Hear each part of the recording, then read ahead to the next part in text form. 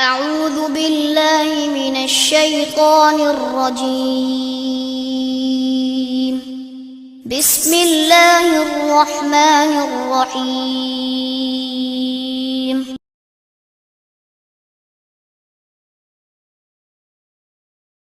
إن الحمد لله نحمده ونستعينه ونستغفره ونعوذ بالله من شرور أنفسنا ومن سيئات أعمالنا من يهده الله فلا مضل له ومن يضلل فلا هادي له وأشهد أن لا إله إلا الله وحده لا شريك له وأشهد أن محمدا عبده ورسوله.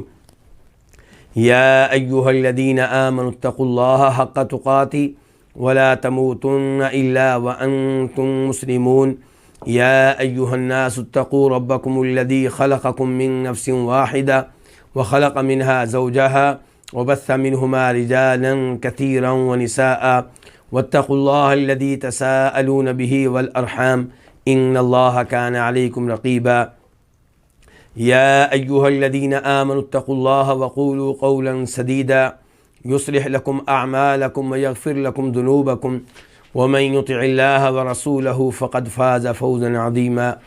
أما بعد فإن خير الحديث كتاب الله وخير الهدي هدي محمد صلى الله عليه وسلم وشر الأمور محدثاتها وكل محدثة بدعة وكل بدعة ضلالة وكل ضلالة في النار. قال تعالى إن الذين آمنوا والذين هاجروا وجاهدوا في سبيل الله أولئك يرجون رحمة الله والله غفور رحيم. سورہ بقرہ آیت نمبر 218. اللہ رب العزت اس آیت کریمہ میں ارشاد فرما رہے ہیں بے شک وہ لوگ جو ایمان لائے اور وہ لوگ جنہوں نے ہجرت کی اور جہاد کیا اللہ کی راہ میں، یہی لوگ اللہ کی رحمت کی امید رکھتے ہیں اور اللہ تعالیٰ بہت بخشنے والا ہے، نہایت مہربان ہے۔ اب ہم آتے ہیں اس آیت کے الفاظ اور مفردات کی طرف۔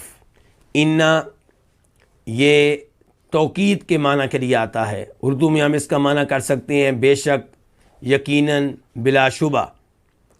الذین اسم موصول ہے، جمع کے لیے ہے، اس کا واحد ہوتا ہے الذی، تو ان الذین بے شک وہ لوگ، آمنو فعل ماضی ہے، جمع کے لیے ہے، وہ ایمان لائے، اس کا واحد ہوتا ہے آمنا، وہ ایمان لایا۔ والذین ہاجروا، اور وہ لوگ ہاجروا جنہوں نے ہجرت کی۔ ہاجروا فعل ماضی ہے، جمع کے لیے ہے، اس کا واحد کیا ہے؟ ہاجرہ، اس نے ہجرت کی، ہاجروا انہوں نے ہجرت کی۔ اور یہ لفظ جو ہے یہ ماخوذ ہے ہاجرہ سے۔ ہاجرہ کا لفظی معنی ہوتا ہے چھوڑنا، ہاجرہ اس نے چھوڑ دیا۔ جب ہاجرہ ہوا تو اس میں ایک حرف زائد آ گیا۔ ہاجرہ میں 3 حرف تھے، ہا جیم را، اور ہاجرہ میں 4 ہیں، ہا کے بعد الف آ گیا، تو جب ایک حرف زائد آیا تو معنی میں بھی اضافہ ہو گیا۔ تو ہاجرو کا معنی کیا ہو گیا پھر؟ کہ وہ لوگ جنہوں نے اچھی طرح چھوڑ دیا کس کو؟ اپنے وطن کو۔ تو اسلام میں ہجرت کس کو کہتے ہیں؟ کہ اپنا وہ وطن، اپنا وہ علاقہ، اپنا وہ ملک جہاں پہ دین پہ عمل کرنا ممکن نہیں ہے، فرائض و واجبات پہ عمل کرنا ممکن نہیں ہے، کبیرہ گناہوں سے دور رہنا ممکن نہیں ہے، اس ملک کو چھوڑنا اور ایک ایسے ملک میں منتقل ہو جانا، ایک ایسے علاقے میں منتقل ہو جانا جہاں پہ آپ دین پہ عمل کر سکیں۔ وجاہدو، یہ بھی فعل ماضی ہے جمع کے لیے۔ جاہدو کا واحد کیا؟ جاہدہ، اس نے جہاد کیا، اور یہ لفظ بھی ماخوذ ہے جہادہ سے۔ جہادہ کا معنی کیا ہوتا ہے؟ جد و جہد کرنا، کوشش کرنا، محنت کرنا۔ اور جاہدہ جب اس میں ایک حرف زائد آ گیا، اور وہ کیا ہے؟ الف، تو ایک حرف کے زائد آنے سے معنی میں بھی اضافہ ہوگا۔ اس کا مطلب ہو جائے گا انتہا درجے کی کوشش کرنا۔ اور انتہا درجے کی کوشش کیا ہوتی ہے؟ کہ اللہ کی راہ میں لڑنا، جان دینے کے لیے تیار ہو جانا۔ اس لیے عام طور پہ جہاد کا استعمال لڑائی پہ ہوتا ہے، اللہ کی راہ میں اللہ کے دشمنوں سے لڑنا، ورنہ انتہا درجے کی کوشش جو دین کے لیے ہو وہ جہاد ہے، چاہے وہ زبان کے ذریعے ہو، چاہے قلم کے ذریعے ہو، اور چاہے وہ ہتھیار کے ذریعے ہو، چاہے مال کے ذریعے ہو۔ فی سبیل اللہ، فی کا معنی ہوتا ہے میں، سبیل اللہ، سبیل کا معنی ہوتا ہے راستہ، اس کی جمع ہوتی ہے سبل، راستے۔ اولئک، یہ اس میں اشارہ ہے، اور یہ انّا کی خبر ہے، یہ اس میں اشارہ ہے، یہی لوگ، یرجونا فعل مضارع ہے جمع کے لیے، وہ امید رکھتے ہیں، اس کا واحد ہوتا ہے یرجو، وہ امید رکھتا ہے، رحمت اللہ، اللہ کی رحمت کی، واللہ غفور الرحیم، غفور فعول کے وزن پہ بہت بخشنے والا، رحیم فعیل کے وزن پہ نہایت مہربان، بہت زیادہ رحم کرنے والا۔ اب ہم آتے ہیں اس آیت کی تفسیر کی طرف۔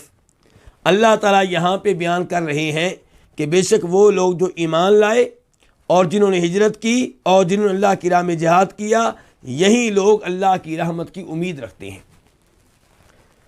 تو اللہ کی رحمت کی امید کون لوگ رکھتے ہیں؟ ایمان لانے والے، ہجرت کرنے والے اور جہاد کرنے والے۔ تو پہلے نمبر پہ یہاں سے پتہ چلا کہ ایمان کی کیا اہمیت ہے، ایمان کی کیا شان ہے، ایمان کا کیا مقام ہے۔ ایمان رکھنے والا ہی اللہ کی رحمت کا امیدوار ہو سکتا ہے۔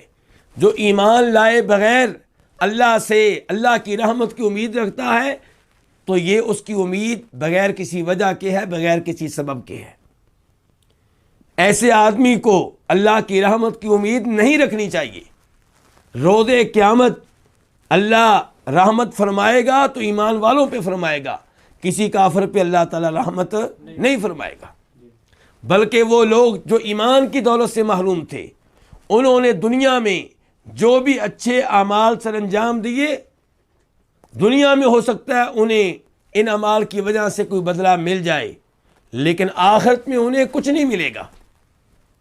امام مسلم روایت کرتے ہیں ام المؤمنین عائشہ رضی اللہ تعالیٰ عنہا سے، انہوں نے سوال کیا نبی علیہ الصلوۃ والسلام سے، اے اللہ کے رسول، ابن جدعان زمانہ جاہلیت میں تھا، نیک کام سر انجام دیا کرتا تھا، مسکینوں کو کھانا کھلایا کرتا تھا، اپنے رشتہ داروں کا خیال رکھا کرتا تھا، صلہ رحمی کیا کرتا تھا، کیا اسے ان اعمال کا فائدہ ہوگا؟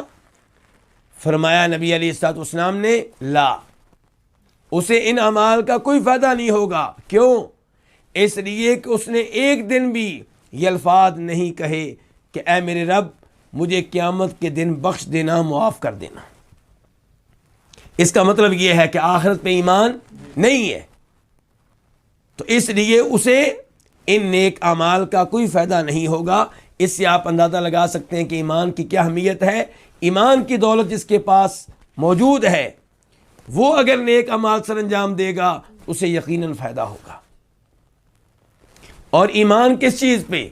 ہر اس چیز پہ ایمان لانا ضروری ہے جو اللہ نے ذکر کی ہے، جو اللہ کے رسول علیہ الصلوۃ والسلام نے ذکر کی ہے۔ اللہ نے اپنا کلام نازل کیا قرآن کریم کی شکل میں۔ اگر کوئی آدمی قرآن کریم کی 114 صورتوں میں سے ایک صورت نہیں مانتا، وہ مومن نہیں ہے۔ جو قرآن کریم کی ان صورتوں میں سے ایک صورت کی ایک آیت نہیں مانتا، وہ مومن نہیں ہے۔ جو قرآن کریم کی آیات میں سے ایک آیت کا ایک جملہ نہیں مانتا، وہ مومن نہیں ہے۔ جو قرآن کریم کے مختلف جملوں میں سے کسی جملے کا ایک لفظ نہیں مانتا، وہ مومن نہیں ہے۔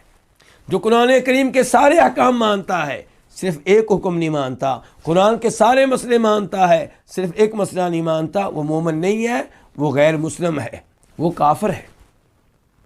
اللہ رب العزت کو ایسے شخص کے ایمان کی کوئی ضرورت نہیں ہے جو ان چیزوں کو مان لے جن کو اس کی عقل قبول کرتی ہے، جن کو اس کا دل قبول کرتا ہے، اور کوئی ایک چیز اس لیے نہ مانے کہ میری عقل نہیں مانتی، میرا دل نہیں مانتا، یہ اللہ تعالیٰ کے ہاں مومن نہیں ہے۔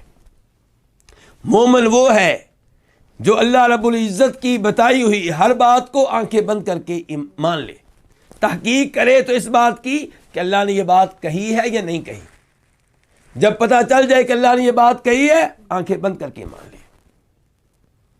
وہ شخص مسلمان نہیں ہے جو قرآن کریم کی کسی بات کو تب مانتا ہے جب سائنسدان اس بات کی تصدیق کریں، جب سائنسی لیبارٹریاں اس بات کی تصدیق کریں۔ اس کا ایمان سائنسدانوں پہ ہے، سائنسی لیبارٹریوں پہ ہے، اللہ پہ ایمان نہیں ہے۔ ہاں، اس میں کوئی شک و شبہ نہیں کہ انسان کسی بات پہ ایمان لاتا ہے اللہ کی وجہ سے، بعد میں پتہ چلتا ہے کہ سائنسدان بھی اس کی تصدیق کرتے ہیں، سائنسی لیبارٹریاں بھی اس کی تصدیق کرتی ہیں، تو اس سے ایمان میں مزید اضافہ ہو جاتا ہے۔ یہ اچھی بات ہے، لیکن آپ کہیں کہ میں ایمان تب لاؤں گا جب سائنسدان اس کی تصدیق کریں گے، تو ایسا شخص مومن نہیں ہے۔ تو ایمان لانا ضروری ہے اللہ تعالیٰ کی ہر بات پہ اور نبی علیہ السلام کی بتائی ہوئی ہر بات پہ۔ جب بھی کوئی حدیث نبی علیہ السلام سے ثابت ہو جائے، اس پہ ایمان لانا ضروری ہے۔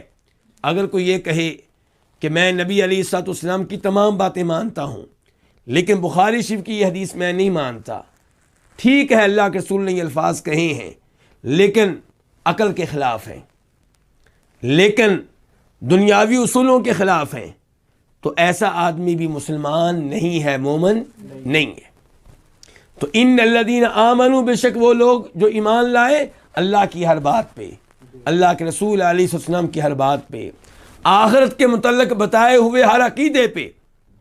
ایک آدمی کہتا ہے کہ میں آخرت پہ ایمان لاتا ہوں لیکن قبر میں عذاب ہوتا ہے، یہ میں نہیں مانتا، مسلمان نہیں ہے۔ ایک آدمی کہتا ہے میں آخرت پہ ایمان لاتا ہوں لیکن میں نہیں مانتا کہ آخرت میں کوئی ایسا ترازو ہوگا جس میں ہمارے اعمال تولے جائیں گے، وہ مسلمان نہیں ہے۔ ایک آدمی کہتا ہے کہ میں آخرت پہ ایمان رکھتا ہوں لیکن میں یہ نہیں مانتا کہ جہنم کے اوپر ایک پل ہوگا جس سے ہر انسان کو گزرنا ہوگا، وہ انسان مسلمان نہیں ہے۔ ایک آدمی کہتا ہے میرا آخرت پہ ایمان ہے لیکن میں نہیں یہ مانتا کہ اتنا بڑا حوض ہوگا، جس نے اس سے ایک دفعہ پانی پی لیا دوبارہ پیاس نہیں لگے گی، یہ مبالغہ ہے، یہ فضول سی بات ہے، تو ایسا آدمی مسلمان نہیں ہے۔ ایک آدمی کہتا ہے میں آخرت پہ ایمان لاتا ہوں لیکن میرا اس بات پہ ایمان نہیں ہے کہ نبی علیہ السلام کبیرہ گناہوں کا ارتکاب کرنے والے مسلمانوں کی شفاعت کریں گے، تو ایسا آدمی مسلمان نہیں ہے۔ تو آخرت کے بارے میں ذکر کیے ہوئے ہر عقیدے پہ ایمان لانا ہوگا، تب آپ آخرت پہ ایمان لانے والے مانے جائیں گے۔ ایسے ہی تقدیر پہ ایمان لانا، اس بات پہ یقین رکھنا کہ دنیا میں جو کچھ ہو رہا ہے، جس انسان کے ساتھ ہو رہا ہے، یہ سارے کا سارا اللہ کو پہلے سے معلوم ہے، یہ سارے کا سارا اللہ نے پہلے سے لکھوا رکھا ہے، اور ممکن نہیں ہے دنیا میں کوئی ایسی بات ہو جو اللہ کے علم میں پہلے سے نہ ہو، ممکن نہیں ہے دنیا میں کوئی ایسا کام ہو جو اللہ نے پہلے سے تقدیر میں تحریر نہ کر رکھا ہو۔ اگر کوئی اس کے خلاف عقیدہ رکھتا ہے تو مسلمان نہیں ہے۔ کوئی کہے کہ میرا فرشتوں پہ ایمان ہے لیکن جبریل علیہ السلام پہ ایمان نہیں ہے، میکائیل علیہ السلام پہ ایمان نہیں ہے، اسرافیل پہ ایمان نہیں ہے، وہ مسلمان نہیں ہے۔ کوئی کہے کہ میں تمام نبیوں کو مانتا ہوں لیکن عیسیٰ علیہ السلام کو نہیں مانتا، وہ مسلمان نہیں ہے۔ کوئی کہے میں سب نبیوں کو مانتا ہوں لیکن محمد کو میں رسول نہیں مانتا صلی اللہ علیہ وسلم، تو ایسا انسان مسلمان نہیں ہے۔ تو اس لیے ایک ایک بات پہ ایمان لانا کیا ہے؟ ضروری ہے۔ تو ان الذین آمنوا، بے شک وہ لوگ جو ایمان لائے۔ عظمت ایسے نہیں مل جاتی۔ اولئک یرجون رحمت اللہ، یہ اللہ کی رحمت پہ امید لگانے کے حقدار ہیں۔ عظمت تب ملتی ہے جب آپ صحیح معنوں میں ایمان لے کر آئیں۔ تو ان الذین آمنوا والذین ہاجروا، اور وہ لوگ جنہوں نے ہجرت کی۔ ہجرت کرنا کوئی آسان عمل نہیں ہے۔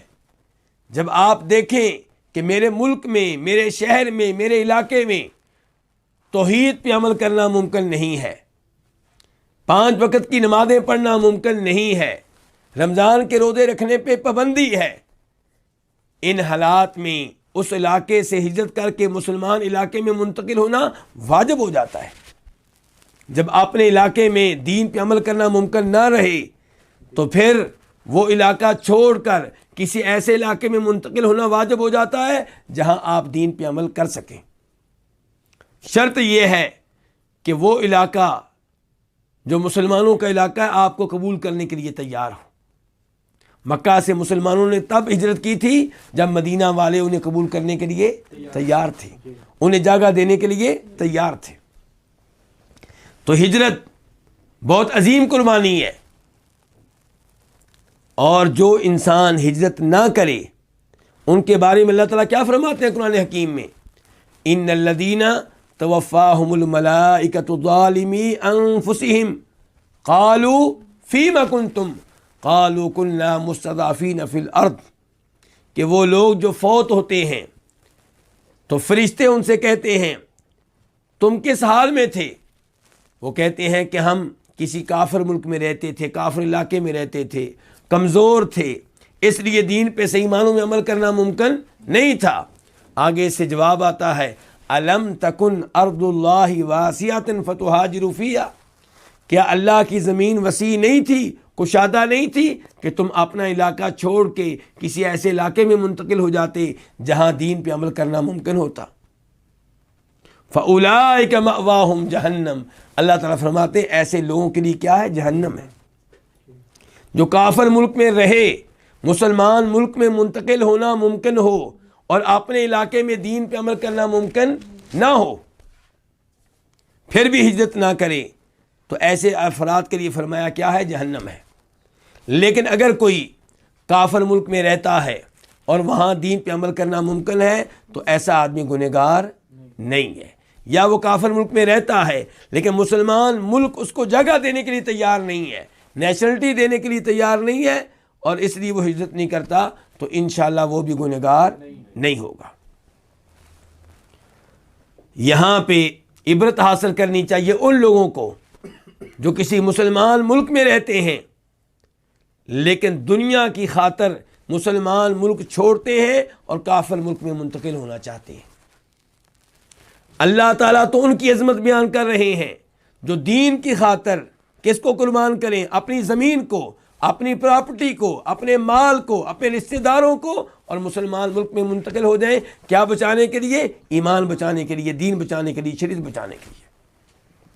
اور آج بہت سے لوگ مسلمان ملک سے منتقل ہوتے ہیں چند پاؤنڈ کمانے کے لیے، چند ڈالر کمانے کے لیے، چند پیسے کمانے کے لیے، اور قربان کس کو کر رہے ہیں؟ دین کو، ایمان کو۔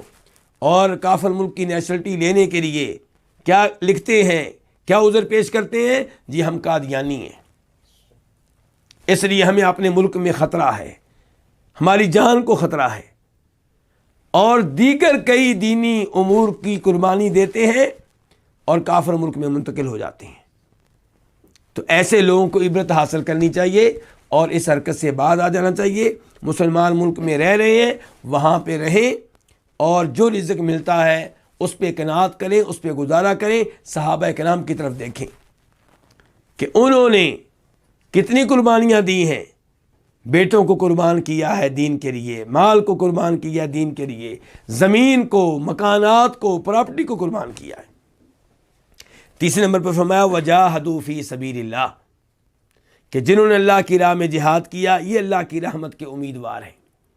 جہاد بہت عظیم عمل ہے، اللہ کی راہ میں ان لوگوں سے لڑنا جو اللہ کے دین کی راہ میں رکاوٹ بن جائیں، یہ بہت عظیم عمل ہے۔ نبی علیہ الصلوۃ والسلام نے جہاد کیا، صحابہ کرام رضوان اللہ علیہم اجمعین نے جہاد کیا، تو جہاد کی عظمت میں کوئی شک و شبہ نہیں ہے۔ لیکن جہاد سے مراد شرعی جہاد ہے۔ جہاد کون کرے گا؟ حکمران کریں گے۔ تو جب حکمران جہاد کے لیے بلائیں تو ان کا ساتھ دینا چاہیے، ان کی قیادت میں لڑنا چاہیے۔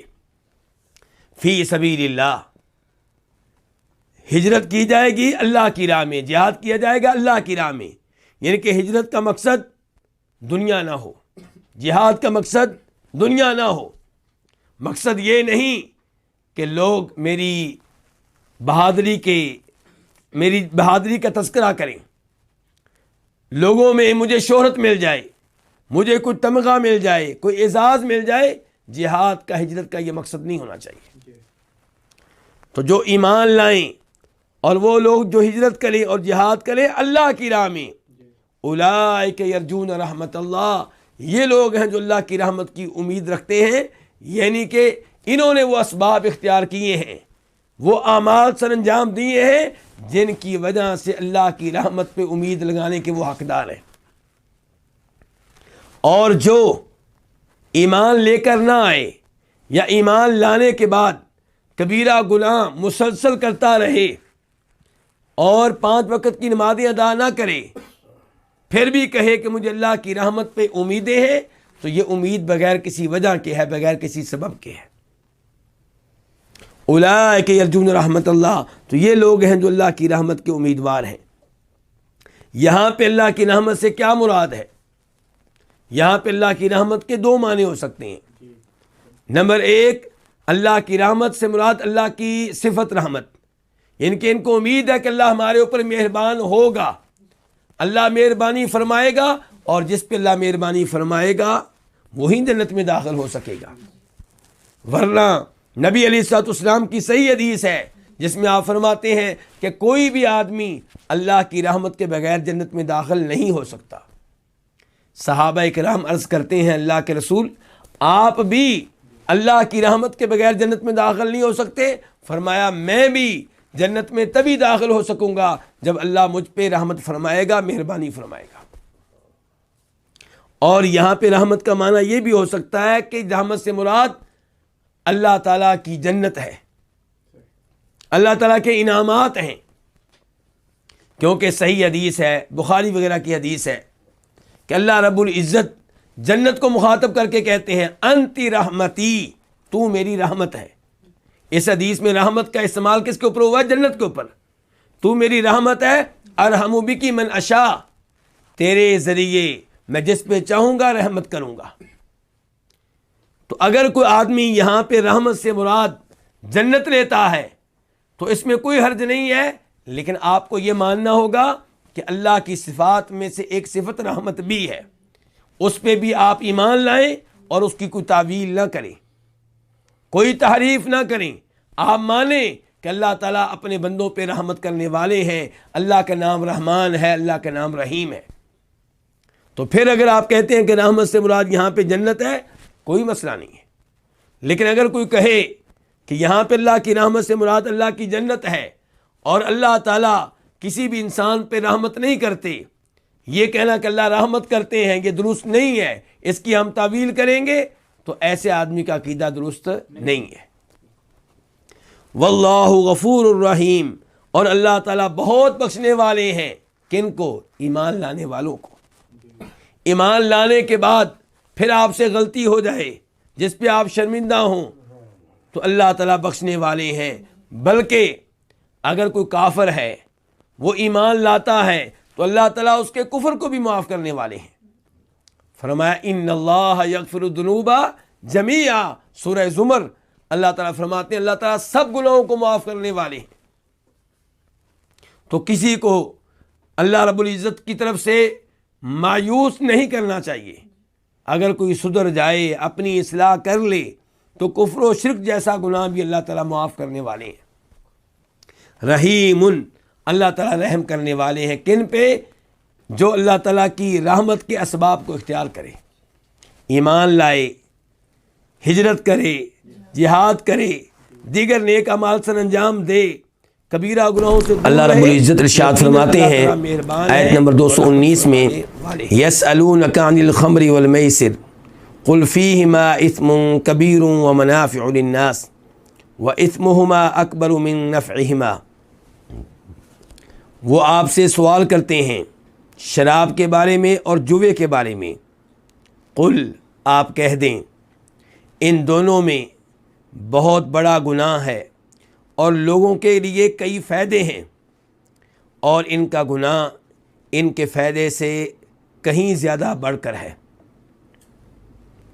یہ تھا اس آیت کا ایک حصہ اور اس کا ترجمہ۔ اب ہم آتے ہیں اس آیت کے اس حصے کے الفاظ اور مفردات کی طرف۔ یسألونک، یسألون فعل مضارع ہے، جمع کے لیے وہ سوال کرتے ہیں، اس کا واحد ہوتا ہے یسألو، وہ سوال کرتا ہے، کا آپ سے،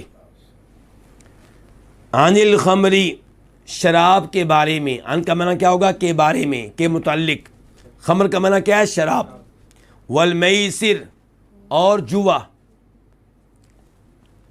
قل آپ کہہ دیں، مخاطب کون ہے؟ نبی صلی اللہ علیہ وسلم، قل فعل امر ہے واحد کے لیے، قل آپ کہہ دیں، اسی سے فعل ماضی ہوتا ہے، قال اس نے کہا، فیہما ان دونوں میں، یہ دو لفظ ہیں فی اور ہما، فی کا معنی میں، ہما یہ دونوں، کون دونوں؟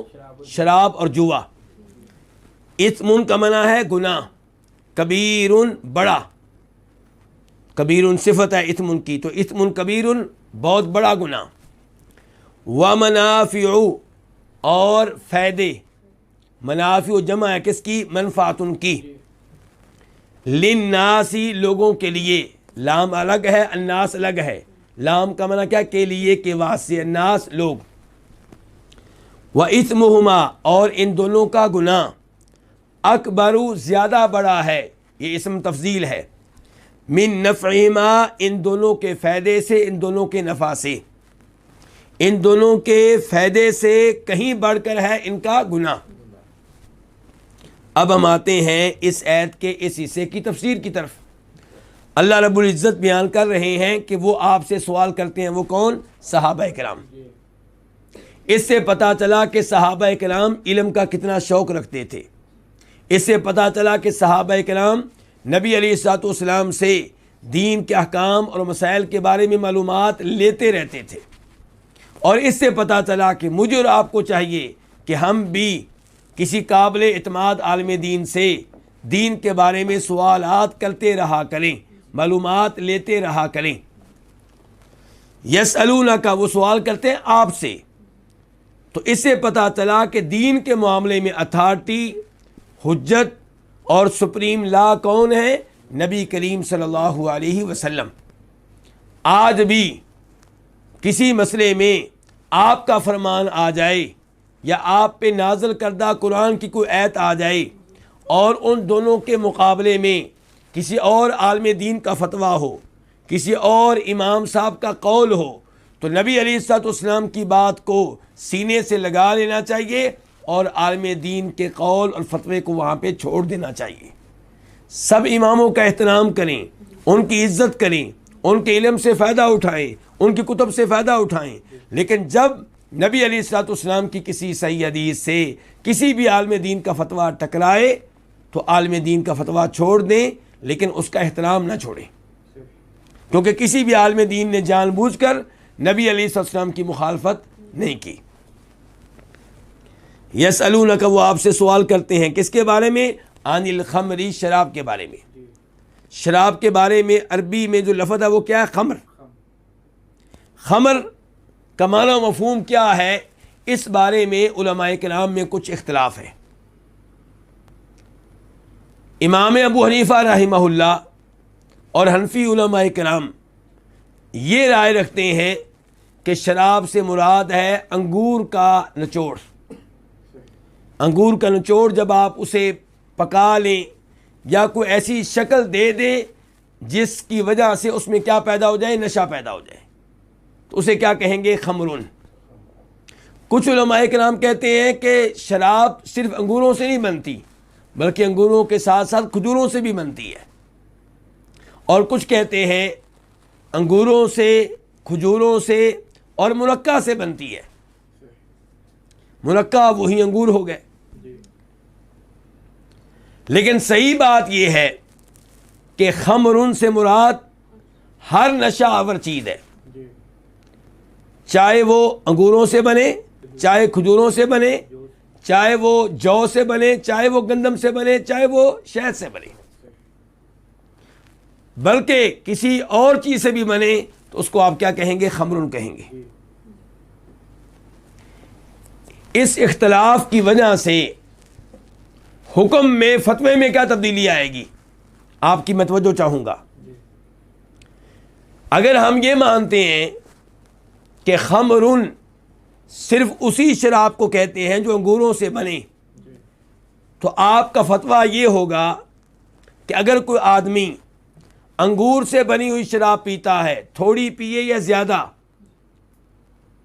نشہ پیدا ہو یا نہ ہو، ہے نشہ آور چیز، لیکن آپ نے پی، آپ کو اس نے کوئی اثر نہیں ڈالا آپ پہ، بہرحال آپ نے انگوروں کی بنی ہوئی شراب پی ہے، تو اس وجہ سے آپ پہ حد قائم کی جائے گی، آپ کو کوڑے مارے جائیں گے، شرعی سزا آپ کو دی جائے گی۔ لیکن اگر آپ شراب پیتے ہیں وہ جو بنی ہے جو سے، اور وہ شراب آپ نے پی ہے تھوڑی سی مقدار میں، اور اس کی وجہ سے نشہ پیدا نہیں ہوا، چیز نشہ آور تھی لیکن آپ نے پی تو آپ پہ اس نے اثر نہیں ڈالا، اور پی بھی تھوڑی مقدار میں ہے، تو پھر آپ پہ حد قائم نہیں کی جائے گی۔ لیکن جمہور علماء کرام کا موقف یہ ہے، امام مالک کا، امام شافعی کا، امام احمد کا اور دیگر علماء کرام کا، کہ ہر وہ چیز شراب ہے، خمر ہے جو نشہ پیدا کرے۔ تو اس کا مطلب یہ ہوگا کہ جب آپ جو سے بنی ہوئی شراب پئیں گے، اور آپ نے 1 گھونٹ پی ہے، 2 گھونٹ پیے ہیں، 3 گھونٹ پیے ہیں، اور اس نے آپ کو نشے میں مبتلا نہیں کیا، لیکن جو آپ نے مشروب پیا ہے وہ ہے نشہ آور، چاہے آپ نے تھوڑی مقدار میں پیا ہے، آپ پہ حد قائم کی جائے گی، کیونکہ آپ نے خمر کا استعمال کیا ہے، اس شراب کا استعمال کیا جس کو شریعت خمر کہتی ہے، شراب کہتی ہے۔ اب ان 2 اقوال میں سے صحیح موقف کس کا ہے؟ جمہور کا۔ کیوں؟ احادیث اس پہ دلالت کرتی ہیں۔ مثال کے طور پہ امام مسلم روایت کرتے ہیں جناب عبداللہ بن عمر رضی اللہ تعالیٰ عنہما سے، وہ کہتے ہیں کہ جناب عمر فاروق نے خطبہ دیا، اور خطبے میں کہا کہ لوگوں، جب خمر کی حرمت نازل ہوئی، شراب کی حرمت نازل ہوئی، ان دنوں میں شراب بنتی تھی 5 چیزوں سے۔ وہ 5 چیزیں کیا ہیں؟ نمبر 1 کھجوروں سے، نمبر 2 انگوروں سے، نمبر 3 جو سے، نمبر 4 گندم سے، نمبر 5 شہد سے۔ اور فرمایا نبی علیہ الصلوۃ والسلام نے کہ شراب ہر وہ چیز ہے، الخمر ما خامر العقل، شراب ہر وہ چیز ہے جو عقل پہ پردہ ڈال دے، جو نشے میں مبتلا کر دے، وہ خمر ہے۔ جہاں تک تعلق ہے ان احادیث کا جن احادیث میں شراب کا تذکرہ ہوا تو صرف انگور کا تذکرہ آیا، یا صرف انگوروں اور کھجوروں کا تذکرہ آیا، تو ان احادیث سے مراد یہ نہیں ہے کہ خمر صرف آپ اس شراب کو کہیں گے جو انگوروں سے بنے، یا صرف اس شراب کو کہیں گے جو انگوروں اور کھجوروں سے بنے، بلکہ وہاں پہ تذکرہ ان 2 چیزوں کا اس لیے ہوا کہ عام طور پہ شراب بنتی تھی کھجوروں سے اور انگوروں سے، ورنہ شریعت کا اصول ہے، نبی علیہ السلام کی حدیث ہے کہ ہر وہ چیز جو نشہ آور ہے وہ حرام ہے، اور ہر وہ چیز جو نشہ آور ہے وہ شراب ہے۔ اس لیے درست بات یہ ہے کہ خمرن ہر اس مشروب کو کہیں گے جو نشہ آور ہو، اور جو آپ پئیں تو وہ آپ کو نشے میں مبتلا کر دے۔ اب ہو سکتا ہے کسی دوسرے انسان کو نشے میں مبتلا نہ کرے۔ تو اللہ تعالیٰ فرماتے ہیں یسألونک، وہ آپ سے سوال کرتے ہیں شراب کے بارے میں، اور وہ آپ سے سوال کرتے ہیں کس کے بارے میں؟ جوے کے بارے میں۔ یہاں پہ ایک حدیث آپ کے سامنے رکھنا چاہوں گا، اس حدیث کو امام ابو داؤد رحمہ اللہ اپنی سنن میں لے کر آئے ہیں کہ جناب عمر فاروق نے کہا، اے اللہ شراب کے بارے میں تو واضح حکم نازل فرما، بین لنا فی الخمر بیانا شافیہ۔ تو اللہ رب العزت نے یہ آیت نازل کی کہ یسألونک عن الخمر والمیسر، کہ یہ آپ سے سوال کرتے ہیں شراب کے بارے میں اور جوے کے بارے میں، آپ کہہ دیں ان دونوں میں بڑا گناہ ہے، اور ان دونوں میں لوگوں کے بہت سارے فائدے بھی ہیں۔ جناب عمر فاروق نے یہ آیت سنی اور پھر کہا، اللہم بین لنا فی الخمر بیانا شافیہ، اے اللہ ہمارے اوپر شراب کے بارے میں کوئی واضح حکم نازل فرما۔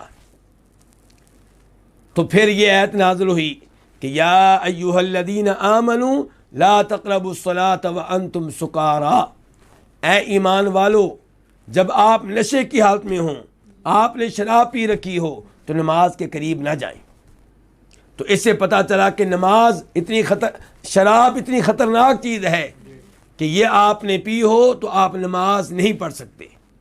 تو اس میں عقل مندوں کے لیے اشارہ تھا کہ یہ چیز چھوڑ دیں جو نماز میں رکاوٹ بن رہی ہے، اور اس میں میرے اور آپ کے لیے بھی سبق ہے کہ ایسی چیزوں کو ترک کر دینا چاہیے جو نماز میں کیا بنے؟ رکاوٹ بنے۔ نماز کی خاطر ان چیزوں کو قربان کر دیں جو نماز میں رکاوٹ بننے والی ہیں۔ جناب عمر فاروق نے یہ آیت سنی، پھر کہا یا اللہ شراب کے بارے میں کوئی واضح حکم نازل فرما۔ تو پھر اللہ رب العزت نے سورہ مائدہ کی وہ آیت نازل کی جس میں اللہ کہتے ہیں یا ایھا الذین آمنوا انما الخمر والمیسر والانصاب والازلام رجس من عمل الشیطان فاجتنبوہ لعلکم تفلحون، اے ایمان والو شراب اور جوا رجسن یہ دونوں گندی چیزیں ہیں، من عمل الشیطان شیطان کا یہ عمل ہے، فاجتنبوہ اس لیے ان سے دور رہو، لعلکم تفلحون تاکہ تم کامیاب ہو جاؤ۔ اور وہاں پہ اللہ تعالیٰ آخر میں جا کے کہتے ہیں فہل انتم منتہون، کیا تم اب ان دونوں چیزوں سے بعد آنے والے ہو، ان کو ترک کر دینے والے ہو؟ عمر فاروق نے یہ ایسا سن کے کہا انتہینا انتہینا، اے اللہ ہم باز آ گئے، اب ہم ان دونوں چیزوں کے قریب نہیں جائیں گے۔ تو جناب عمر فاروق اب مطمئن ہوئے ہیں۔ جناب عمر فاروق چاہتے تھے کہ ان کی حرمت کا اعلان جلدی سے ہو جائے، لیکن اس حدیث سے پتہ چلا، اس تفصیل سے پتہ چلا کہ شریعت میں کیا رہی ہے تدریج۔ اگر فوری طور پہ جب نئے لوگ مسلمان ہوئے تھے یہ کہہ دیا جاتا کہ شراب حرام ہے تو کئی لوگوں کے لیے اسلام اور دین مسئلہ بن جاتا، ہو سکتا ہے کئی لوگ مرتد ہو جاتے، کیونکہ شراب ان کی گٹی میں پڑی ہوئی تھی۔ لیکن پہلے ان سے کہا گیا کہ شراب اچھی چیز نہیں ہے، پھر کہا گیا شراب پی کر آپ نماز نہیں پڑھ سکتے، اور آخر میں کہہ دیا گیا کہ اب شراب حرام ہے۔ تو اللہ تعالیٰ فرماتے ہیں کہ یہ لوگ آپ سے سوال کرتے ہیں شراب کے بارے میں اور جوے کے بارے میں۔ المیسر یہ لفظ کس سے ہے؟ یسرن سے۔ یسرن آسانی کو کہتے ہیں، چونکہ جوے میں مال بڑی آسانی سے حاصل ہوتا ہے اور بڑی آسانی سے نکل جاتا ہے۔ تو اللہ تعالیٰ نے جوے کو بھی حرام قرار دیا ہے۔ اور جوا کس کو کہتے ہیں؟ یہ آپ کے جو انعامی بانڈز ہیں یہ جوا ہیں۔ بیمہ انشورنس گاڑی کی ہو یا شاپ کی ہو یا مکان کی ہو یا لائف کی ہو، زندگی کی ہو، یہ سارے جو ہیں حرام کام ہیں، کیونکہ سب کے سب جوے پہ مشتمل ہیں۔ تو جوا کسی بھی شکل میں ہو اس سے دور رہنا چاہیے۔ یہ بھی جوا ہے کہ آپ کسی کے ساتھ شرط لگائیں، شرط لگاتے ہوئے مثال کے طور پہ آپ یہ کہیں کہ اگر یہ ملک اس میچ میں جیت گیا تو میں آپ کو 1 کروڑ روپیہ دوں گا، اور اگر یہ ملک ہار گیا تو آپ مجھے 1 کروڑ روپیہ دیں گے۔ یہ کیا ہے؟ یہ جوا ہے۔ تو جوا کسی بھی شکل میں ہو وہ کیا ہے؟ حرام ہے۔ اللہ تعالیٰ فرماتے ہیں قل فیہما اثم کبیر ومنافع للناس، آپ کہہ دیں ان میں بہت بڑا گناہ ہے اور لوگوں کے لیے کئی فائدے ہیں۔ گناہ کیا ہے؟ اس کی وضاحت علامہ محمد امین شنقیطی کہتے ہیں کہ اللہ تعالیٰ نے دوسری آیت میں کی ہے، جب اللہ نے سورہ مائدہ میں یہ کہا انما یرید الشیطان ان یوقع بینکم العداوۃ والبغضاء فی الخمر والمیسر ویصدکم عن ذکر اللہ وعن الصلاۃ، اللہ نے وہاں پہ گناہ بیان کیا ہے کہ ان دونوں میں یہ مسئلہ ہے کہ یہ لوگوں کے درمیان بغض پیدا کرتے ہیں، لوگوں کے درمیان عداوت پیدا کرتے ہیں. شراب پینے سے دشمنیاں بڑھتی ہیں. شراب میں آپ ایسی حرکتیں کرتے ہیں جس کی وجہ سے دشمنی پیدا ہو جاتی ہے, لوگوں کے دلوں میں بغض پیدا ہوتا ہے. اور پھر اللہ نے بتایا کہ یہ دونوں چیزیں آپ کو اللہ کے ذکر سے روکتی ہیں اور نماز سے روکتی ہیں. تو اس سے بڑا گناہ کیا ہوگا کہ جوا اور شراب یہ دونوں چیزیں آپ کو نماز سے روکیں, اللہ کے ذکر سے روکیں, تلاوت سے روکیں, سبحان اللہ کہنے سے روکیں, اللہ اکبر کہنے سے روکیں, اور پھر ان کی وجہ سے لوگوں کے ساتھ آپ کی دشمنی پیدا ہو, بغض پیدا ہو. تو حقوق العباد کے لحاظ سے بھی مسئلہ, حقوق اللہ کے لحاظ سے بھی مسئلہ. تو فرمایا فیہما اثم کبیر, ان میں بڑا گناہ ہے. اس سے پتہ چلا کہ شراب پینا چھوٹا گناہ نہیں ہے بلکہ بڑا گناہ ہے. جوا کھیلنا چھوٹا گناہ نہیں بلکہ بڑا گناہ ہے. اور اس سے یہ بھی پتہ چلا کہ اسلام نے گناہوں کو دو قسموں میں تقسیم کیا ہے. کچھ گناہ صغیرہ ہوتے ہیں, کچھ گناہ کبیرہ ہوتے ہیں. ومنافع للناس, اور اس میں لوگوں کے لیے کئی فائدے بھی ہیں. یہاں پہ غور کیجئے گا, گناہ کی باری آئی تو اللہ نے کہا اثمن, یہ گناہ ہے. واحد کا لفظ بولا, جمع کا لفظ نہیں بولا. اثمن کی جمع کیا؟ آثام. اللہ نے یہ نہیں کہا کہ ان میں کئی گناہ ہیں, کیا کہا؟ اثمن, گناہ ہے. لیکن کون سا گناہ ہے؟ کبیرن, بڑا.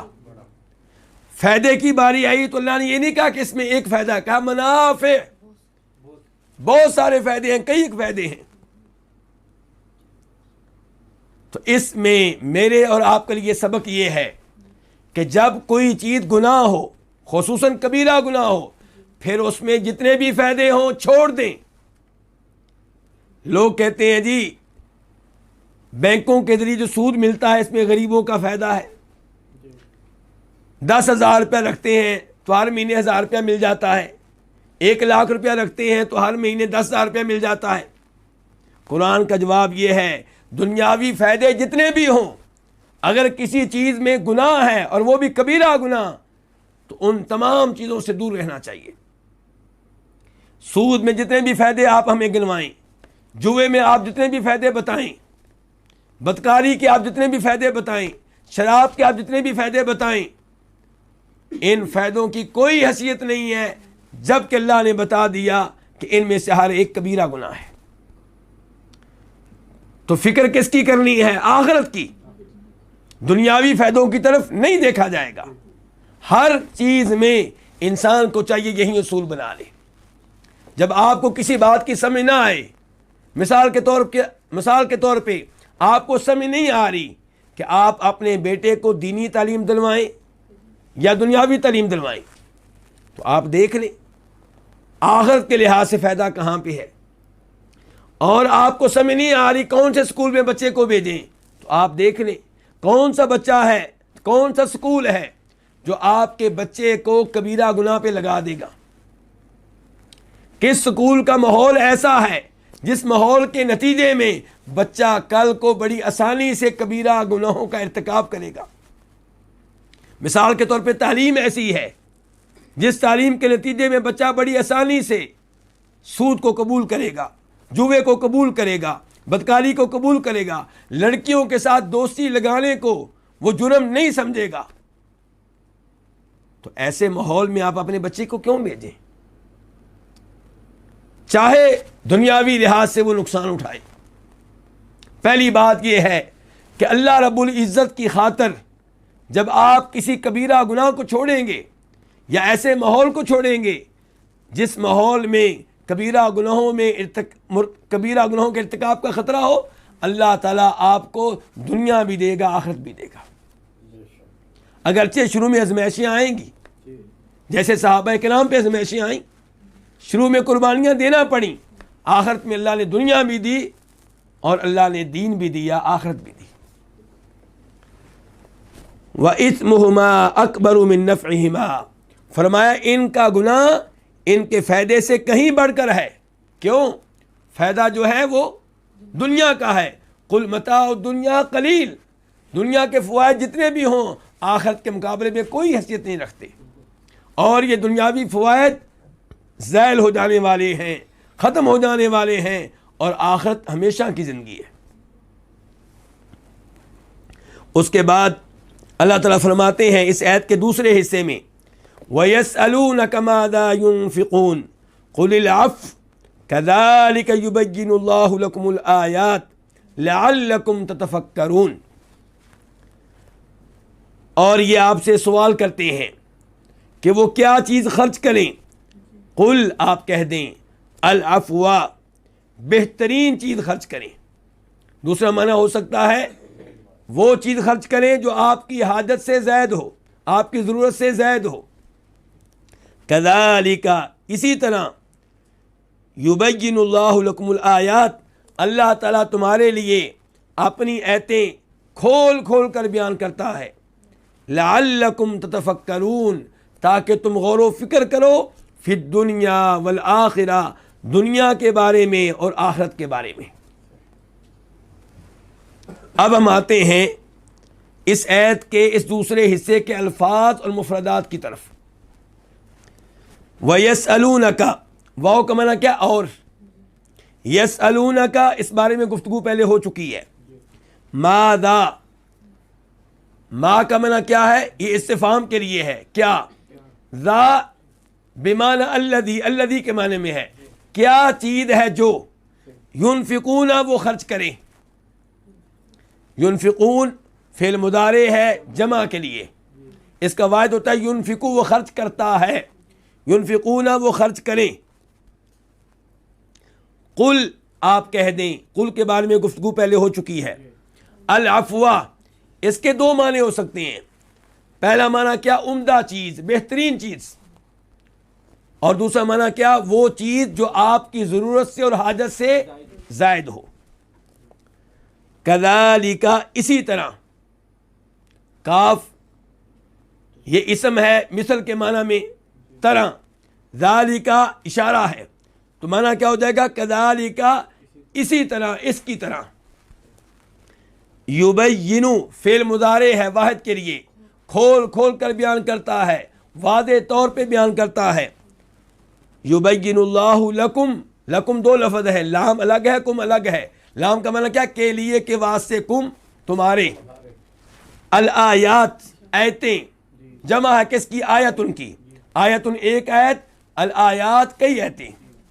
تو اللہ تعالیٰ تمہارے لیے اپنی آیتیں کھول کھول کر بیان کرتا ہے. لعلکم یہ بھی دو لفظ ہے, لعل اور کم. لعل کا معنی کیا ہوتا ہے, لعل یہاں پہ تعلیل کے لیے ہے تاکہ, کم تم, تتفکرون فعل مضارع ہے جمع کے لیے تم غور و فکر کرتے ہو. واحد کیا ہوگا تتفکرو, تو غور و فکر کرتا ہے. اس کے بعد آیت نمبر 220 کے 3 الفاظ بھی ہم نے پڑھ لیے ہیں کیونکہ ان کا تعلق آیت نمبر 219 کے ساتھ ہے. تو فی الدنیا والآخرہ دنیا میں اور آخرت میں. اب ہم آتے ہیں اس آیت کے اس دوسرے حصے کی تفسیر کی طرف. پہلے حصے میں بھی یہ تھا کہ وہ آپ سے سوال کرتے ہیں, دوسرے حصے میں بھی یہ ہے کہ وہ آپ سے سوال کرتے ہیں. کون؟ صحابہ کرام. کس سے؟ نبی علیہ السلام سے. کیا سوال کرتے ہیں کہ وہ کیا خرچ کریں, کون سی چیز خرچ کریں. یہاں پہ پہلا سوال یہ ہوگا کہ آیت کے پہلے حصے اور دوسرے حصے میں کیا مناسبت ہے. پہلے حصے میں یہ تھا کہ وہ آپ سے سوال کرتے ہیں شراب کے بارے میں اور جوے کے بارے میں, اور شراب اور جوا یہ دو ایسی چیزیں ہیں جن کے ساتھ دیگر نقصانات کے ساتھ ساتھ ایک نقصان یہ ہوتا ہے کہ مال ضائع ہو جاتا ہے. شراب کے ذریعے بھی مال ضائع ہوتا ہے, جوے کے ذریعے بھی مال ضائع ہوتا ہے. تو دوسرے حصے میں پوچھا جا رہا ہے کہ کیا خرچ کریں, یعنی کہ مال خرچ کرنے کے بارے میں سوال ہے. پہلے میں مال کے بارے میں کہ مال ضائع ہوتا ہے تو کیا کریں, شراب پینی چاہیے یا نہیں پینی چاہیے, جوا کھیلنا چاہیے کہ نہیں کھیلنا چاہیے. تو اس میں کیا ہوتا ہے, مال ضائع ہوتا ہے. دوسرے میں سوال یہ کہ مال کہاں خرچ کریں. تو فرمایا وَيَسْأَلُونَكَ مَاذَا يُنْفِقُونَ, وہ آپ سے سوال کرتے ہیں وہ کیا چیز ہے جس کو وہ خرچ کریں. اس سے پتہ چلا کہ صحابہ کرام اللہ رب العزت کی راہ میں خرچ کرنے کا کتنا شوق رکھتے تھے کہ اس کے بارے میں سوال کرتے ہیں, اس کے بارے میں پوچھتے ہیں. تو جواب کیا آیا, قُلِ الْعَفْوَ کہ آپ کہہ دیں کہ العفو تم خرچ کرو، العفو منصوب ہے، اس سے پہلے ایک فعل مقدر ہوگا، انفقوا العفو، تم خرچ کرو کیا؟ العفو، بہترین مال۔ جب ہم اس کی یہ تفسیر کریں گے کہ تم خرچ کرو بہترین مال، تو پھر یہ الفاظ اللہ رب العزت کے اس فرمان کی طرح ہوں گے جو سورہ آل عمران میں آئے ہیں کہ لن تنالوا البر حتی تنفقوا مما تحبون، کہ تم نیکی کے اعلیٰ درجے کو، نیکی کے کامل درجے کو اس وقت تک نہیں پا سکو گے جب تک کہ تم اللہ کی راہ میں اس مال میں سے خرچ نہیں کرو گے جو مال تمہیں بہت پیارا لگتا ہو، جو تمہیں بہت محبوب ہو، یعنی کہ بہت عمدہ مال۔ تو اللہ تعالیٰ کہہ رہے ہیں قل العفو، آپ کون سا خرچ کریں؟ مال جو بہترین ہو، جو بہت عمدہ ہو، جو تمہیں بہت اچھا لگتا ہو۔ دوسرا معنی کیا ہے کہ آپ کیا خرچ کریں؟ وہ مال جو آپ کی حاجت سے، ضرورت سے زیادہ ہو۔ اور یہ وہ تفسیر ہے جو امام طبری نے عبداللہ ابن عباس رضی اللہ عنہما سے نقل کی ہے، اور یہ تفسیر بھی ٹھیک ہے کہ پہلے آپ اپنی حاجت کی طرف دیکھیں، اپنی ضرورت کی طرف دیکھیں، اپنی بیگم اور بچوں کی ضرورت کی طرف دیکھیں۔ ایسا نہ ہو کہ آپ مال خرچ کر دیں اللہ کی راہ میں اور بعد میں لوگوں سے مانگتے پھریں، لوگوں سے سوال کرتے پھریں۔ اگر آپ میں توکل ہے ابو بکر صدیق جیسا رضی اللہ تعالی عنہ، تو پھر آپ کو اجازت ہے کہ آپ گھر کا سارا مال اللہ کی راہ میں دے دیں، کیونکہ ابو بکر گھر کا سارا مال دینے کے باوجود اللہ پہ توکل رکھیں گے، اللہ پہ بھروسہ رکھیں گے۔ ایسا نہیں ہوگا کہ لوگوں سے مانگتے پھریں گے، ایسا نہیں ہوگا کہ اللہ کی راہ میں مال دینے کے بعد ایمان میں کوئی فرق ڈال لیں گے۔ اللہ پہ ایمان پہلے کی طرح رہے گا، بلکہ پہلے سے بھی زیادہ مضبوط ہوگا۔ لیکن اگر کوئی ایسا آدمی ہے جس نے لوگوں کو دینے کے بعد دوسرے لوگوں سے مانگنا ہے، سوال کرنا ہے، تو اس سے کہا جا رہا قل العفو، آپ اللہ کی راہ میں وہ مال دیں جو آپ کی حاجت و ضرورت سے زائد ہو۔ كذلك يبين الله لكم الآيات لعلكم تتفكرون في الدنيا والآخرة۔ اسی کی طرح جیسے ان کے اللہ نے یہاں پہ کھول کے بیان کر دیا ہے شراب کے بارے میں اور جوے کے بارے میں کہ ان میں نقصانات ہیں، ان میں گناہ ہے، اور کھول کے بیان کر دیا ہے کہ اللہ کی راہ میں کیا خرچ کرنا ہے، ایسے ہی اللہ تعالیٰ تمہارے لیے اپنی آیتیں کھول کے بیان کرتا ہے۔ اس سے پتہ چلا کہ اللہ کی ساری آیتیں کیا ہیں؟ واضح ہیں، پورا قرآن کریم واضح ہے۔ افسوس سے کہنا پڑتا ہے کہ کئی لوگ دوسرے لوگوں کو قرآن کا ترجمہ پڑھنے سے روکتے ہیں، تفسیر پڑھنے سے روکتے ہیں کہ تم گمراہ ہو جاؤ گے۔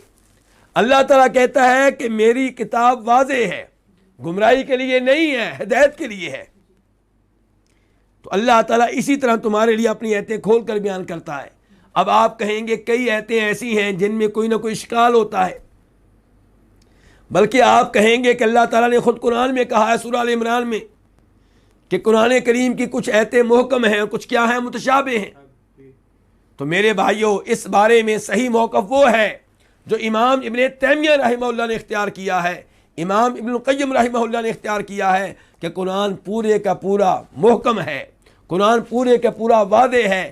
جہاں کہیں پہ اشکال ہوتا ہے، جہاں پہ ایسی آیتیں ہیں جن کو آپ متشابہ قرار دیتے ہیں، تو وہ متشابہ آپ کے لحاظ سے ہیں، چند لوگوں کے لحاظ سے ہیں، اللہ تعالیٰ کے لحاظ سے واضح ہیں۔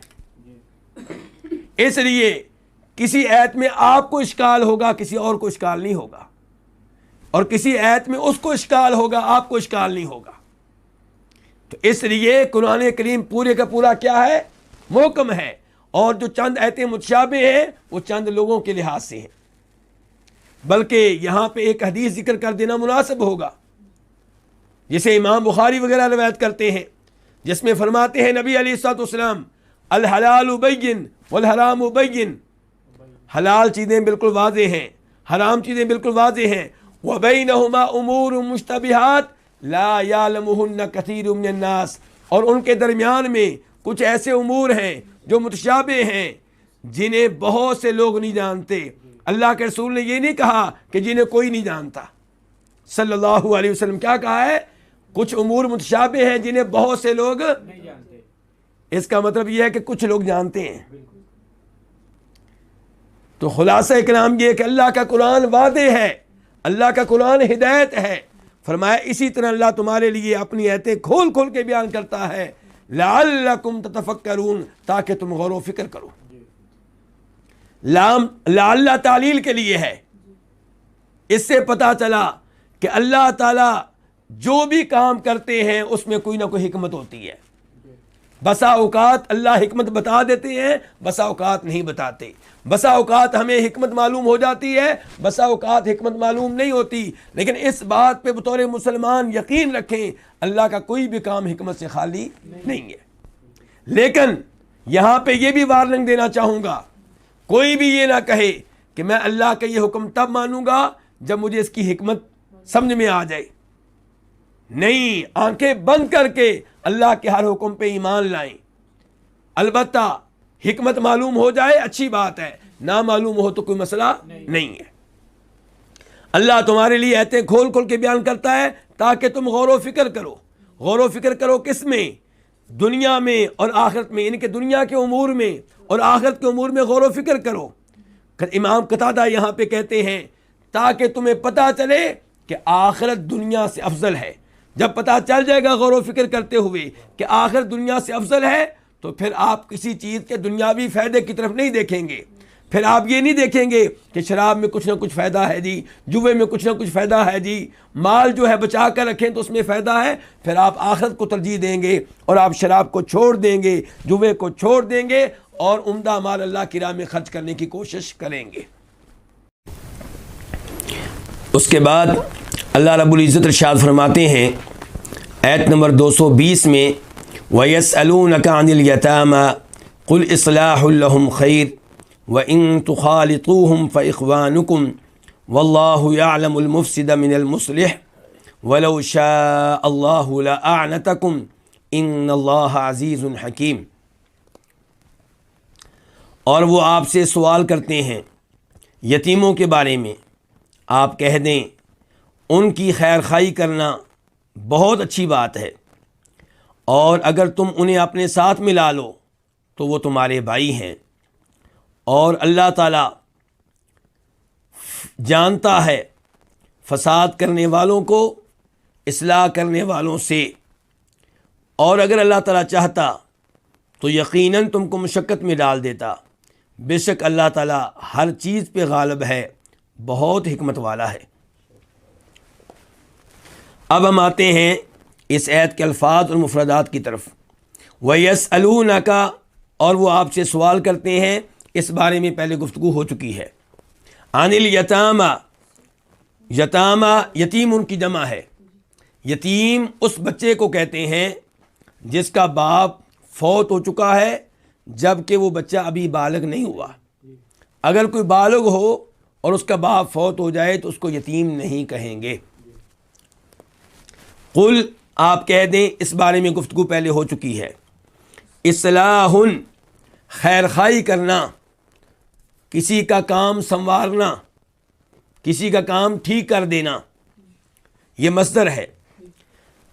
اصلاح لہم، ان کی، لہم یہ بھی دو لفظ ہیں، لام کے لیے کے واسطے اور ہم کا مطلب ہے ان کا، ان کے.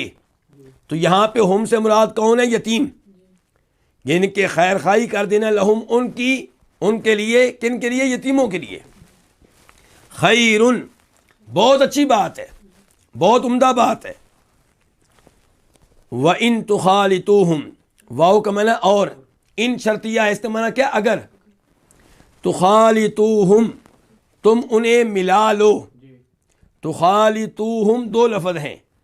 تُخَالِطُو اصل میں تھا تُخَالِطُونَ، فعل مضارع جمع کے لیے تم ملا لیتے ہو، خلط ملط کر لیتے ہو. اس کا واحد کیا ہوگا؟ تخالطو، تو ملا لیتا ہے، خلط ملط کر لیتا ہے. لیکن نون گر گیا ہے ان کی وجہ سے، تو معنی کیا ہے؟ تخالطوہم، تم ان کو ملا لو. کن کو؟ یتیموں کو.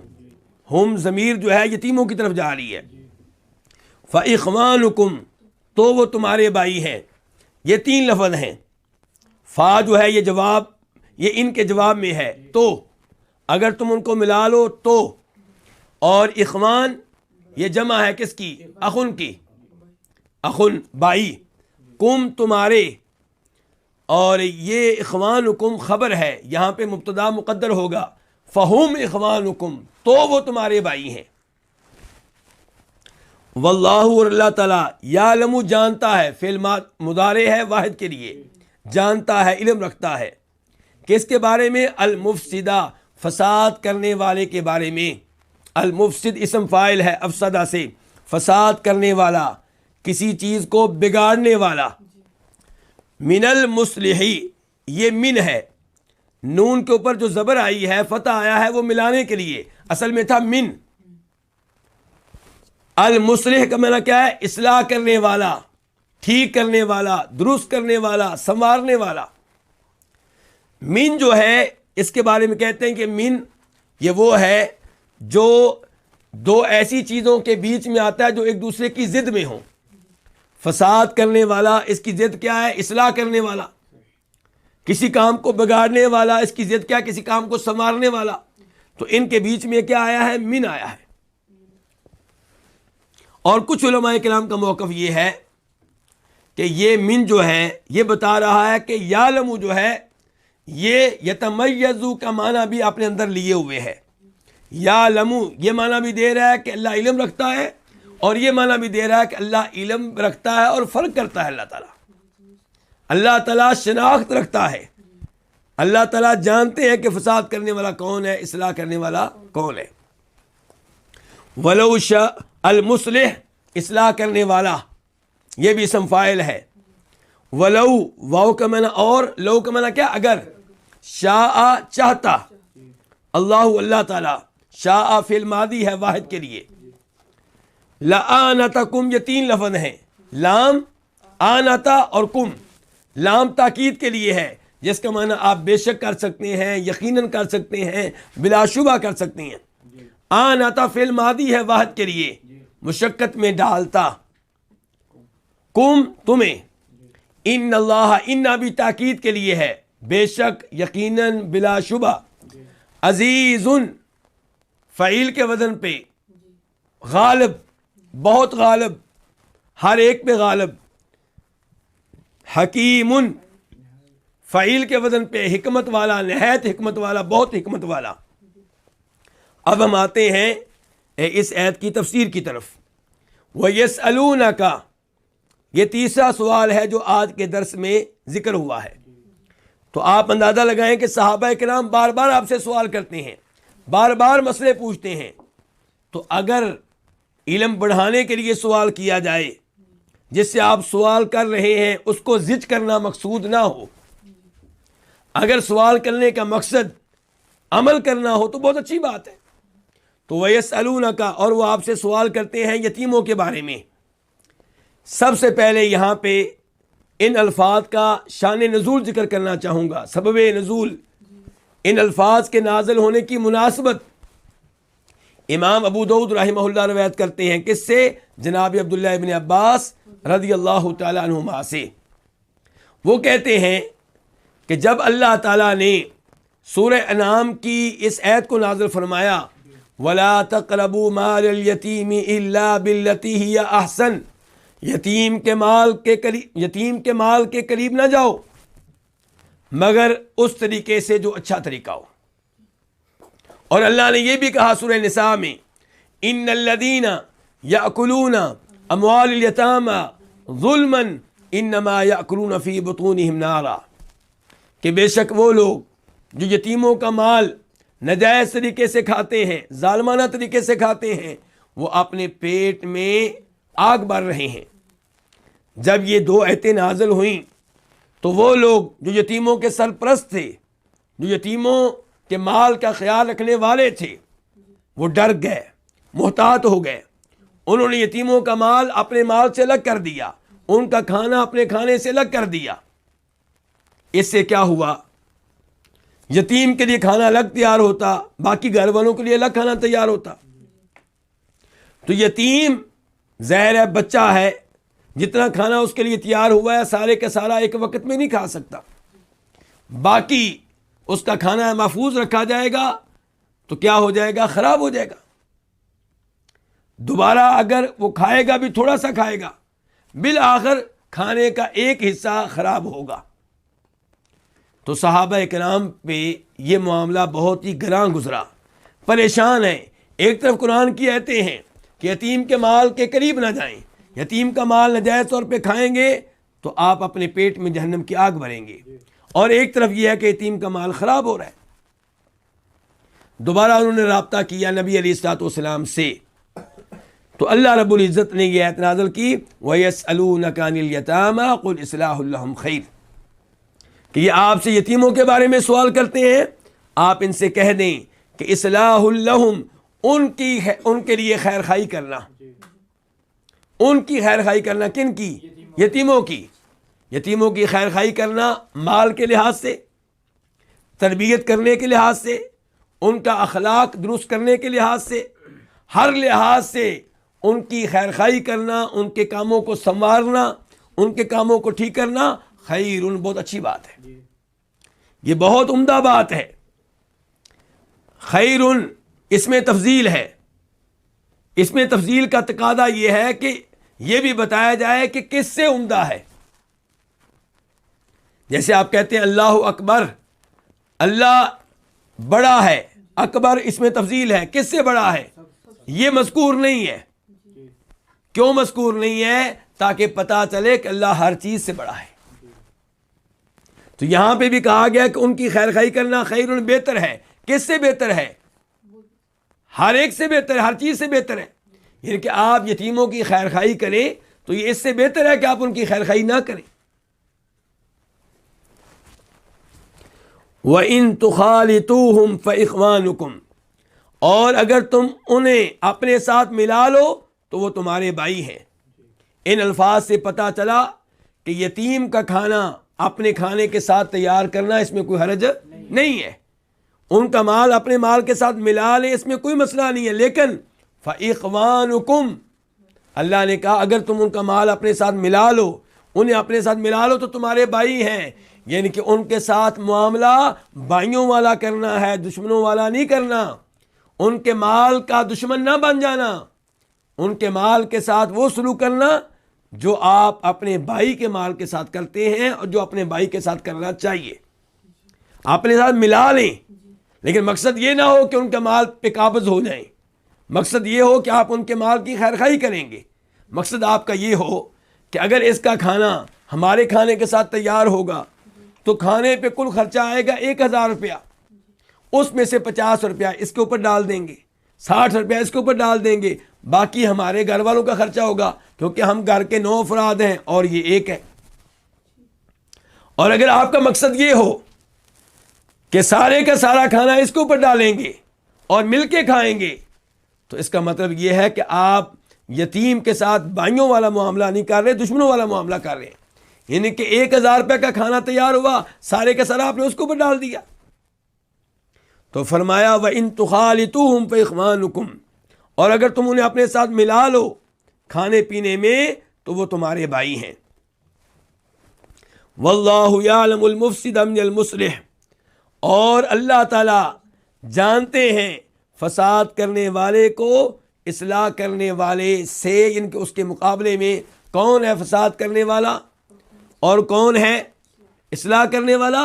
اللہ تعالیٰ اچھی طرح علم رکھتے ہیں، اللہ تعالیٰ دونوں کی شناخت رکھتے ہیں۔ یہ اللہ کی طرف سے وارننگ ہے، یہ اللہ تعالیٰ کی طرف سے تنبیہ ہے کہ اگر آپ یتیم کے مال کے ساتھ گڑبڑ کریں گے تو اللہ دیکھ رہا ہے، اللہ رب العزت کی آپ نگاہ میں ہیں، اللہ کے علم سے آپ باہر نہیں ہیں، اللہ سے چھپے ہوئے نہیں ہیں۔ وَلَوْ شَاءَ اللَّهُ لَأَعْنَتَكُمْ، اور اگر اللہ تعالیٰ چاہتا تو تم کو مشقت میں ڈال دیتا، یعنی کہ اگر اللہ تعالیٰ چاہتا تو یہ حکم دیتا کہ یتیم کا مال بالکل الگ رہے گا، تمہارا مال بالکل الگ رہے گا، اس کا کھانا بالکل الگ تیار ہوگا، تمہارا کھانا بالکل الگ تیار ہوگا، تو پھر تم مشقت میں پڑ جاتے۔ لیکن اللہ نے تمہیں مشقت میں نہیں ڈالا، بلکہ اللہ تم پہ مہربان ہے، اللہ نے مہربانی کی ہے، اللہ نے تو یہاں تک کہہ دیا سورہ نساء میں وَمَنْ كَانَ غَنِيًّا فَلْيَسْتَعْفِفْ وَمَنْ كَانَ فَقِيرًا فَلْيَأْكُلْ بِالْمَعْرُوفِ کہ آپ یتیم کے سرپرست ہیں، اگر آپ مالدار ہیں یتیم کے مال سے بالکل دور رہیں، اس کے مال کے قریب نہ جائیں، اور اگر آپ فقیر ہیں تو آپ پھر معروف طریقے سے یتیم کے مال میں سے کچھ مال لے سکتے ہیں۔ کیوں لے سکتے ہیں؟ کیونکہ آپ نے یتیم کے مال کو وقت دیا ہے، آپ نے اس کے باغ کی نگرانی کی ہے، آپ نے وہاں پہ محنت کی ہے، تو آپ اپنی محنت کے مطابق یتیم کے مال میں سے کچھ نہ کچھ حصہ لے سکتے ہیں۔ تو یہ اللہ تعالیٰ کی مہربانی ہے، اور اسے پتہ چلا کہ دین اسلام لوگوں کو مشقت میں ڈالنے کے لیے نہیں آیا، بلکہ دین اسلام لوگوں کا خیر خواہ ہے، اس لیے یتیموں کے مال کو بچا رہا ہے۔ وَلَوْ شَاءَ اللَّهُ لَآنَتَكُمْ، اگر اللہ تعالیٰ چاہتا تو یقیناً تم کو مشقت میں ڈال دیتا۔ ان اللہ عزیز حکیم، یقیناً اللہ تعالیٰ بہت غالب ہیں، ہر ایک پہ غالب ہیں، یعنی کہ اللہ رب العزت جو چاہے وہ ہو کر رہتا ہے، اللہ کا کہا ہوا نافذ ہو کر رہتا ہے۔ اللہ نے ہمیں نیکی کا حکم دیا، برائی سے روکا، یہاں پہ چونکہ اللہ نے انسان کو ارادہ دیا ہے، انسان کو اختیار دیا ہے، کہہ دیا ہے کہ اما شاکر و اما کفورا، نیکی کی راہ اختیار کرنی ہے نیکی کی راہ اختیار کر لو، برائی کی راہ اختیار کرنی ہے برائی کی راہ اختیار کر لو۔ اس لیے ہم گناہ کر پاتے ہیں، اس لیے ہم نیکی سے کئی دفعہ پیچھے رہتے ہیں، لیکن اگر اللہ تعالیٰ کوئی ایسا آرڈر دیں جس میں اختیار نہ ہو تو اللہ کا یہ آرڈر نافذ ہو کر رہتا ہے۔ مثال کے طور پہ ہمارے اوپر بیماریاں آتی ہیں، کیا ہم چاہتے ہیں ہم پہ بیماریاں آئیں؟ ہم نہیں چاہتے۔